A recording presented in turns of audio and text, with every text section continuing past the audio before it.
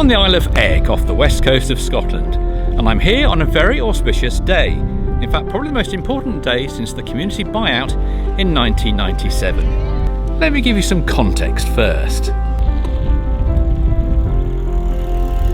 The Isle of Eigg lies in the Inner Hebrides, one of the small isles along with Rum, Muck and Canna.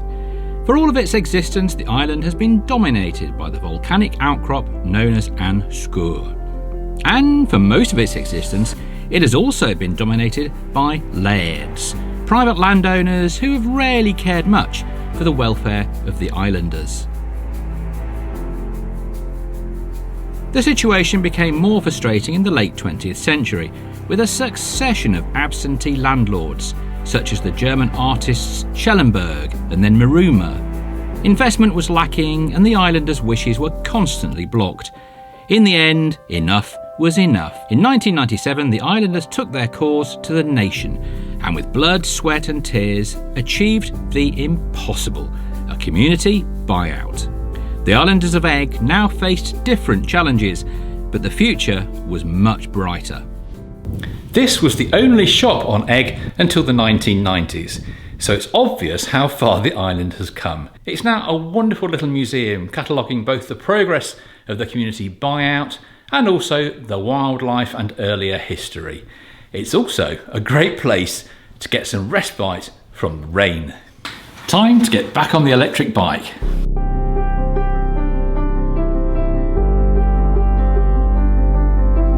Many new businesses have taken root since the buyout, such as the community-owned Eigg Brewery.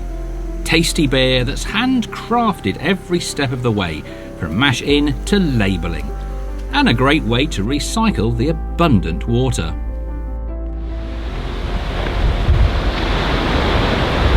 Lag Bay, looking north towards the Isle of Rum. Now this is my kind of beach, even on a day like today. Today the Heritage Trust is opening the island's new community hub, An Laimrhig, which in Gaelic means safe haven, point of anchorage. Before the ceremony, I cycled back across the island to speak to Owen, the supplier of my electric bike and one of the many tenants of the new building. I run EIGG Adventures and I've been on EIGG since 2015, so this is my 10th season running this business. We're very proud today to be opening this new building, which you're going to have a look around later as well. It's an amazing space for me and my business, so I can now expand my fleet to include electric bikes, renewably powered by our own grid on the island, and a fleet of bikes which cater for children, adults and everyone in between. So I used to be in a little concrete bunker next door. I'm not sure if this will show up for you, Jonathan, but that's how it used to look. And, that's a big improvement. Yeah, definitely. It was a shed. So. EIGG, generally speaking, has a global audience, so we get a lot of domestic travellers as well from around Scotland and the rest of the United Kingdom. Our probably number one international visitors are from Holland, so you know there's a big draw there. They love this part of the world and EIGG, hence this pair of clogs on my desk. So I fell in love with EIGG in the winter, which is generally a good thing, because if you can cope with it in the winter, then you're probably going to enjoy it in the summer as well, because it's different. It's a harsh environment in the winter. You know, our ferries are not as reliable in the winter due to the weather. So yeah, you can get stuck here for some time. I think the record is 12 days I've been without being able to get off, should I have wanted to. But generally speaking, I live here and I love it here, so I stay here as much as I can. But the draw for me was the West Coast and the people of the West Coast, and the amazingly warm welcome and community spirit that I got when I first came here back in 2013. And it got under my skin, and EIGG does that to you.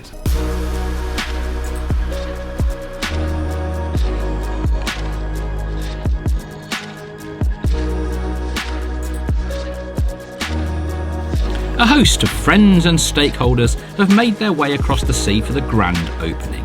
Now the guests have arrived, the food is disappearing fast and the champagne is bubbling. Over to Business Development Manager Rebecca. Elsa's already said a huge thank you to everyone involved, but I really can't stress that enough, and what a team effort it's been. So the project was sized to not just meet the needs of the community and our visitors, but to be on a scale that can be managed and looked after by our island population. So I echo what Kenny says. I think it's just the beginning, it's game on. We're already starting to bed in, and it's really, really exciting to see that process happen and continue to happen. So thank you. got bigger spaces, we've got better spaces, we've got amazing views. And so, like so myself in here, you know, it's made me think, right, well, I can do this now, I can do that now. But it's also given the community a much more needed, bigger space. You know, the shop's a perfect example. I remember when the shop put a new aisle in the old shop, and it wasn't any bigger, and it was just like walking in. But they needed to get more stuff in the shop, and our shop's great. It carries a huge range of stuff. So, as you can see from the people around today, people are loving the new building, people are enjoying the new building, and everybody coming here is enjoying the new building, and that's what it was always about. So I think I've done it already, but thank you to everybody that was involved in it, and a big thank you to the community. I think over and up. 1998 was when we opened the first part of this building, if you like, and at the time it was our first major project, and we managed to get it built within a year, and that was very much to do with, again, the community saying what we need is a tea room, a shop, blah blah blah. After the buyout, none of us had any experience in project management or much else, to be perfectly honest.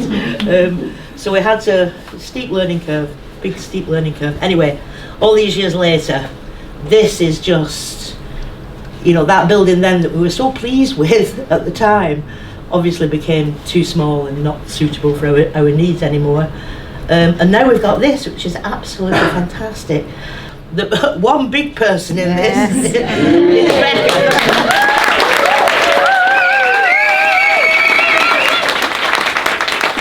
I think the children might have something for you. Thanks, guys. That's brilliant. Right, thanks everyone. So we've got Peggy, who's the island's oldest, but certainly doesn't look it, resident. And we've got Edith, our youngest resident.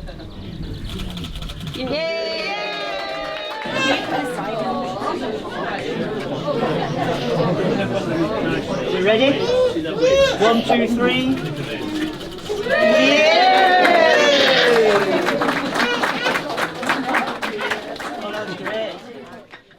For me, what makes Eigg special is, I mean, it's a beautiful, beautiful island and environment, and that will always be the case.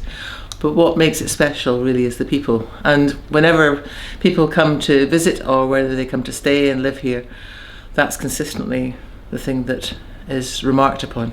Certainly been the case before the community buyout happened in 1997, but ever since then it's been a really, really strong feature of everything that makes Eigg Eigg, because there are easier places to live than a rock in the middle of the sea.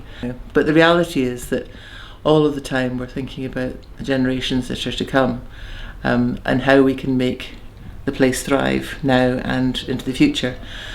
And when you look back, if you think, you know, today is roughly 30 years before the seeds of the buyout were sown, and the idea that perhaps the community might take ownership of the island rather than it being in private ownership.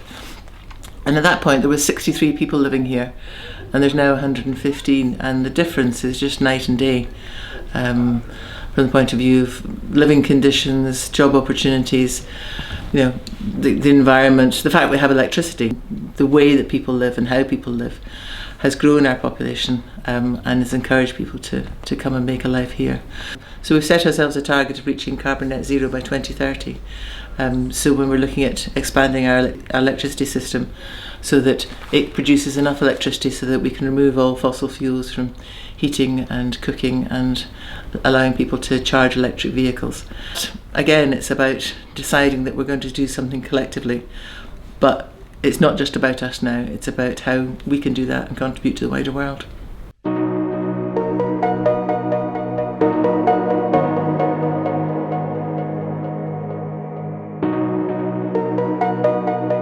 There is no airport on Eigg. All visitors arrive by boat. Options are the Calmac ferry from Mallaig, which might be substituted by a Western Isles vessel, or the An Marine passenger boat. Only residents may bring a vehicle. If the weather is clear, you'll see the mountains of Skye to the north, Ardnamurchan Point to the south, and An Sgurr straight ahead. However you get here, and whatever the weather, the welcome that you'll receive on this pioneering island will be warm and genuine. This is a very special community.